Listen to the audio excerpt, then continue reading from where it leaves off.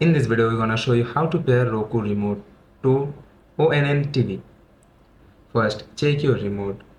Determine if your remote has a pairing button. It's often located in the battery compartment or on the back of the remote. Then power on your TV. Make sure your ONN Roku TV is turned on.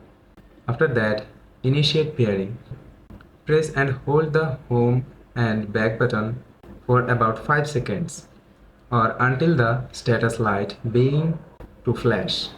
Then follow on-screen instructions. Your ONN Roku TV should display a message confirming the pairing process. Follow any on-screen instructions.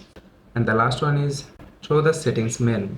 If you have a working Roku remote on the Roku mobile app, you can go to settings and then remotes and devices, then add a new device, the remote, and follow the on-screen prompts.